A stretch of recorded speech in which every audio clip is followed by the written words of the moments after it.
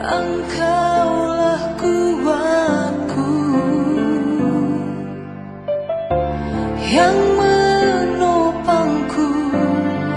Ku pandang wajah-Mu dan berseru, pertolonganku datang dari-Mu. Peganglah tanganku, jangan lepaskan. Kaulah harapan dalam hidupku. Kasih karunia menyertai kamu, dan damai sejahtera dari Allah Bapa kita dan dari Tuhan Yesus Kristus. Amin. Salam. Firman Tuhan yang akan kita dengarkan dan renungkan untuk kita pada pagi hari ini, Rabu tanggal 21 Juli 2021. Terambil dari Efesus pasal 1 ayat 18. Demikian dikatakan firman Tuhan. Dan supaya Ia menjadikan mata hatimu terang, agar kamu mengerti pengharapan apakah yang terkandung dalam panggilannya, betapa kayanya kemuliaan bagian yang ditentukannya bagi orang-orang kudus. Saudara-saudara yang dikasihi oleh Tuhan kita Yesus Kristus, perlu diketahui bila Tuhan memanggil kita menjadi orang percaya, Ia juga memberikan pengharapan yang pasti. Rasul Paulus mengetahui rahasia ini, dan dia merindukan jemaat di Efesus memahami akan panggilan Tuhan. Itu sebabnya, walau berada di penjara, dia tetap mendoakan setiap hari agar mereka bertumbuh makin dewasa dan kuat dalam panggilan Tuhan. Saudara-saudara, Paulus menyatakan bahwa pengharapan itu adalah kekayaan yang tidak terduga. Ia berharap jemaat mengerti pengharapan tersebut, dan supaya Ia menjadikan mata hatimu terang, agar kamu mengerti pengharapan apakah yang terkandung dalam panggilannya, betapa kayanya kemuliaan bagian yang ditentukannya bagi orang-orang kudus.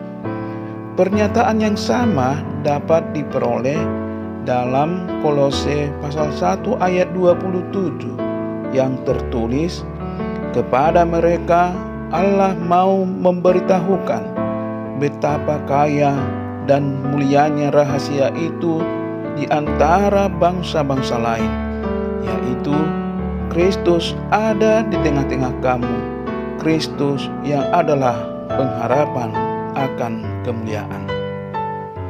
Kekayaan dunia, kehormatan manusia, dan segala keindahan yang dapat diperoleh manusia di bumi ini tidak ada artinya jika dibandingkan dengan pengharapan di dalam Tuhan. Orang percaya yang benar yang menghayati pengharapan ini pasti memiliki hati yang sangat kuat menghadapi dunia dengan segala persoalannya, sebab ia memiliki harta yang tidak ternilai. Firman Tuhan menyatakan bahwa pengharapan tersebut menjadi kemegahan orang percaya. Paulus mengatakan, di dalam kasih karunia ini kita berdiri dan kita bermegah dalam pengharapan akan menerima kemuliaan Allah. Roma 5 ayat 2. Kata bermegah dalam teks aslinya adalah kaumai, yang memiliki pengertian memuliakan atau mulia dan bersukacita serta bangga. Hal ini menunjukkan bahwa pengharapan dalam Tuhan membuat seseorang merasa terhormat, sukacita, dan bangga. Orang Kristen seperti ini tidak akan merasa rendah diri terhadap siapapun, sebab apa yang dia miliki adalah sesuatu yang tidak ternilai, tidak ada bandingannya. Tetapi juga tidak menjadi sombong, sebab kekayaan Tuhan adalah sesuatu yang tidak dapat dikenali oleh siapapun yang tidak menjadi orang percaya yang benar. Pengharapan dalam Tuhan memiliki pengaruh yang kuat dalam kehidupan orang percaya. Paulus dalam pembelaannya di depan para pembesar pada zamannya menyaksikan bahwa dirinya rela mengalami dan menanggung banyak penderitaan demi pengharapan yang ada padanya. Dalam kesaksiannya ia berkata, "Aku menaruh pengharapan kepada Allah, sama seperti mereka juga, bahwa akan ada kebangkitan semua orang mati, baik orang-orang yang benar maupun orang-orang yang tidak benar." Kisah Para Rasul pasal 24 ayat 15. Pernyataan yang sama dapat kita peroleh dari Kisah Para Rasul 26 ayat 7 dan 28 ayat 20. Keberanian Paulus didasarkan pada pengharapan seperti yang disaksikan dalam tulisannya.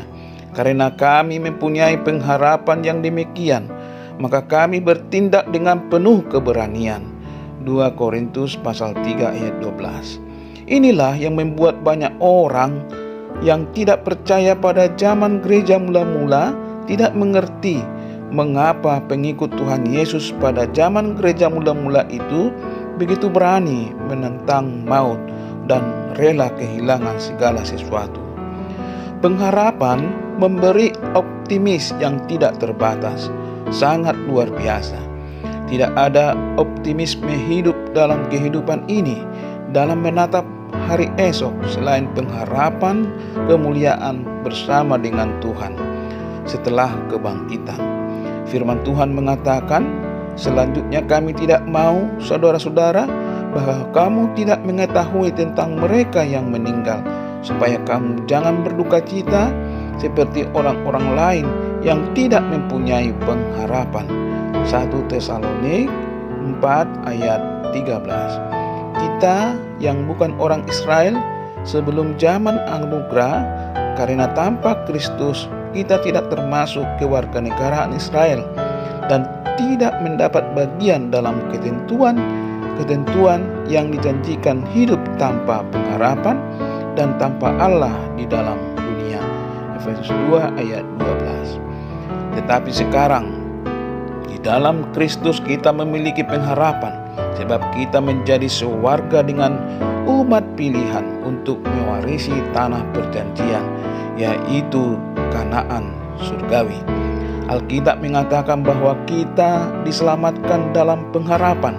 Artinya bahwa perwujudan keselamatan yang kita miliki hari ini adalah nanti di kerajaan Tuhan Yesus yang sekarang belum dapat dilihat.